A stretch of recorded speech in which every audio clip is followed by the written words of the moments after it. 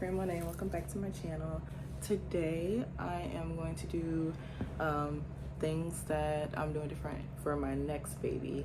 Now that my son, he turned 1 year old like almost 2 months ago, so I might as well do this video. So today are a few things that I will be doing differently. So yeah, let's just get into it. First and foremost, respect is non-negotiable. It's always been non-negotiable, but I feel like I could have been doing a lot better with it because honestly this has been like the hardest year of my life. So all I need from anyone that wants to be around me and my child, all I need from them is to just respect me and my boundaries, respect my child and the boundaries that I have set for him. And that's all we need. So that's first and foremost. So the first thing I would say is no visitors. I feel like when I had my son, everyone was just so focused on let me see the baby. Wasn't really that focused on me and me needing to heal and bond with my child. It was always, why is Kareem not answering the phone? We want pictures, this and that. And it was just very selfish. And the main reason why I pushed back from a lot of people, I would just say like no visitors for whatever time period that I decide, however much time I need. That was just one of my main things that really bothered me during postpartum. I don't know, I just don't need all of that next time around. It's just like everybody felt like they were just so, and I'm just saying everybody as a general statement, that's just what I'm going to be doing this whole entire video, but everybody just felt obligated and felt very entitled to my baby, and that's not how it is. And I feel like everybody should just remember back to when they had their children, what they didn't like, what they liked, and just respect what I and my husband say.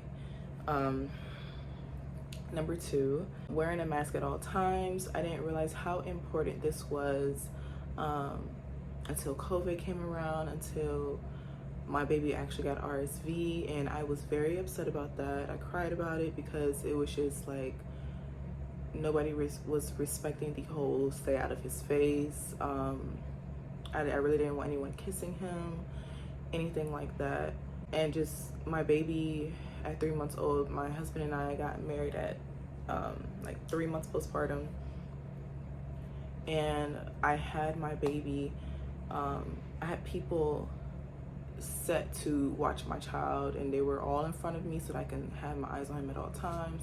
I didn't want him around everybody, and so they were doing their jobs, but a family member at that decided that they were going to take my child and pass him along to their family members, and I did not appreciate that. My baby got sick afterwards, and it was just too much for me to deal with, because like not only that, but my cousin had just passed. I was going through a lot. Now my baby's sick. It was just too much, and it's like nobody cared. It's like your own selfish reasonings, you know, of you just wanting to hold a child and thinking that you're not sick and you really are, and trying to blame it on allergies. I hate that. So like, just wear a mask if you think you are going to be around my baby, especially if they are a fresh newborn. Number 3, no updates. I'm not updating anybody on my child. If you want to be in my child's life, you will make that effort. You will call, you will come over. I'm not chasing anybody to be in my children's lives. I don't even chase anyone to be in my life. So it's not going to be a whole bunch of in and out. It's not going to be a whole bunch of when you're mad and at me or my husband, so you don't want to come over and see the child or talk to the child, whatever. You're either going to be in or you're going to be out. It's not the hokey pokey, okay? We're not doing all that. So I'm just not in the business of updating anybody on my child. If you want to be in their life, be in their life. Number 4, no unsolicited advice, no unsolicited opinions. I do not care. This time around, I still didn't care about anyone's opinions or advice, but they still, even when I'm literally looking so uninterested, I'm doing something else while you're talking, and I'm doing it because I don't want to seem rude, right? But I feel like next time I'm just gonna be like, hey, I don't care. You raise your child, or you're raising your child, you do that with yours. I'm just gonna do what I feel is best for my child, because every child is different. Every parent is different. I'm not about to do what you think is good for my child that you barely know. I know my child. I'm with them 24/7. So I don't really need your opinion or advice. I don't, unless I'm asking you. Don't give it to me. Just simple as that. Number 5. So nobody in the labor and delivery room. For my son, I had both of our mothers. I had my best friend, my father, my husband, of course. Yeah, those were the people that I actually don't regret having them in there at all. I enjoyed it. But after I had my baby, everybody poured into the room. I did not appreciate that. I feel like they should have waited just a little bit. Because next thing I know, I look up and there's people in my face, in my baby's face. Like, I did not enjoy that at all. So I don't even know if I really want, if you're not gonna be in the delivery room, don't come to the hospital.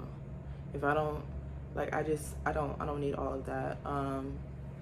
We'll maybe let you know when that the baby was born, but just don't come to the hospital. I just want the people that I want inside of the labor and delivery room at the hospital, because the whole bombarding thing was just entirely too much for me. I'm vulnerable. I have my coochie out, getting sewn up, and here you are coming into the room. I did not appreciate that whatsoever.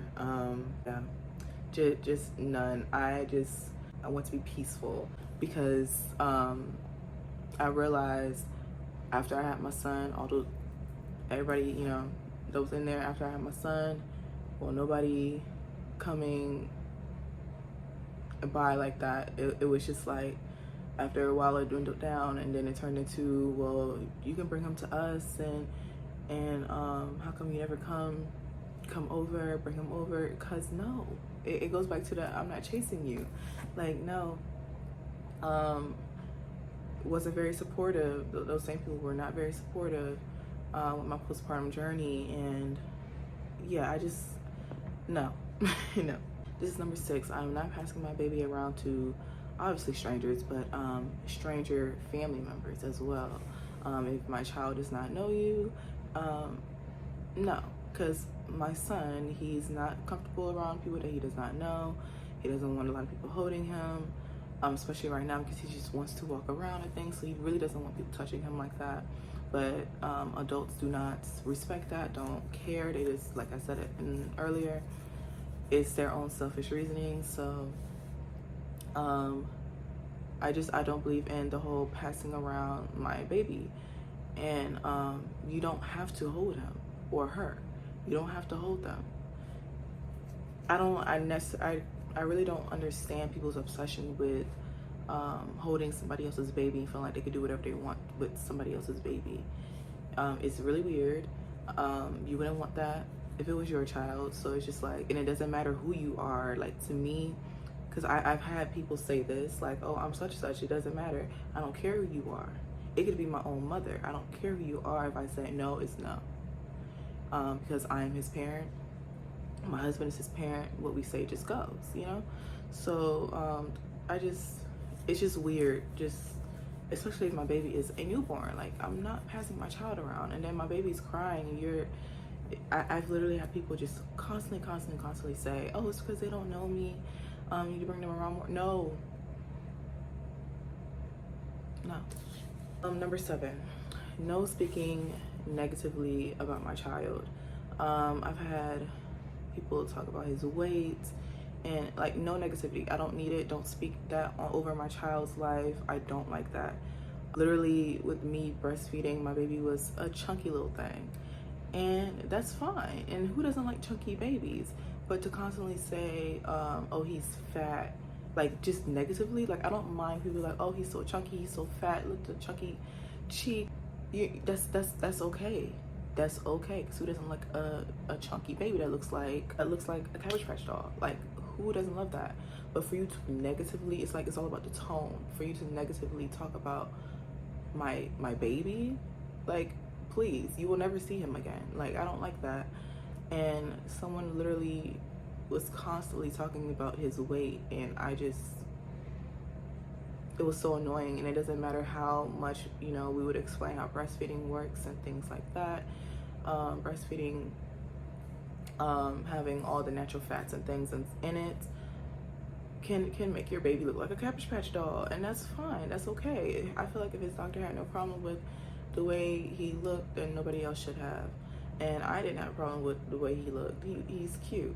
So it's just like I just don't like negativity being spoken on children in general.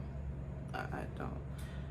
Number 8, respect boundaries or lose your privileges. I do not care, again, who you are. You must respect my boundaries, my husband's boundaries, my child's boundaries. You must respect it, or you will never see our child again.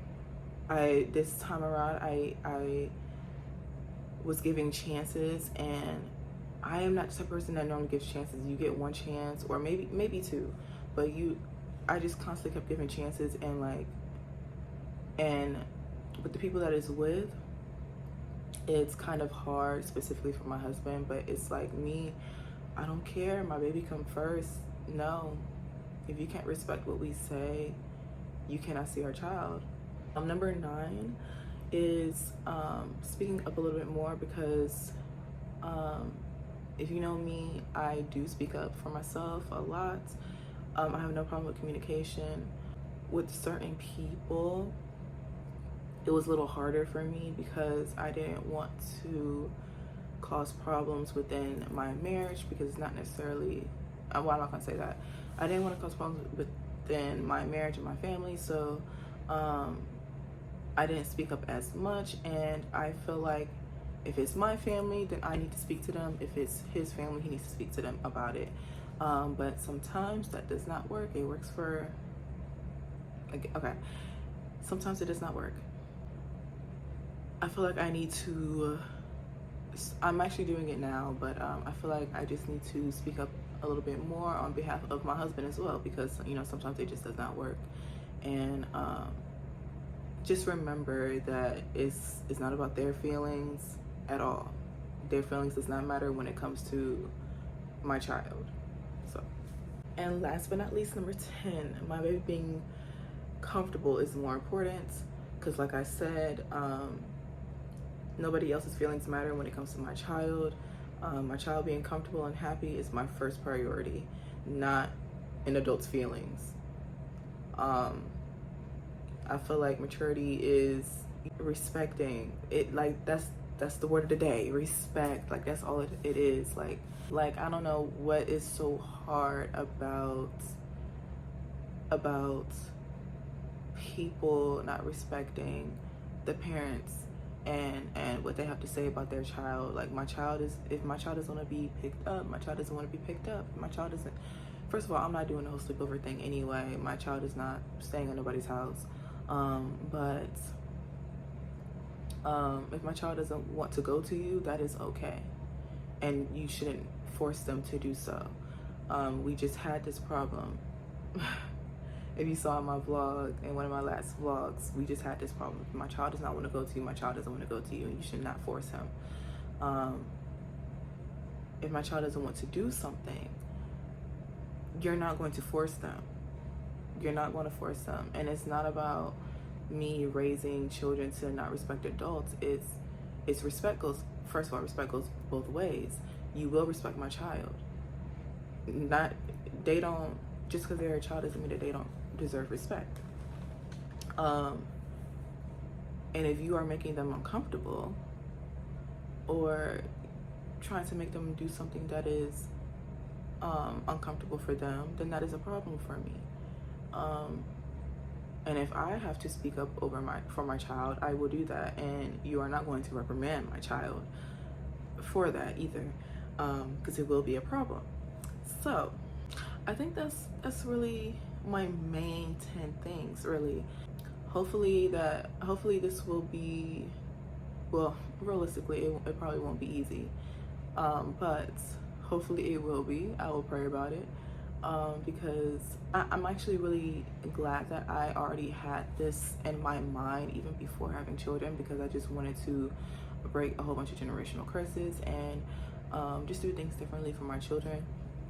So I already had all these thoughts and things in my mind beforehand, and I thought it was going to be like a little easier implementing them. But you know, when you have the baby, it's just so much going on in your mind, especially, and so much going on around you that you just, you know, everything just gets jumbled up.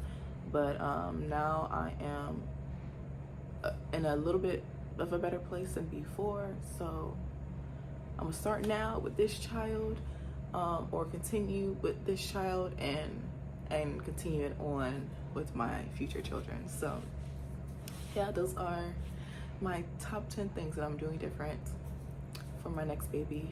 That is it for this video, and I will see you guys next time.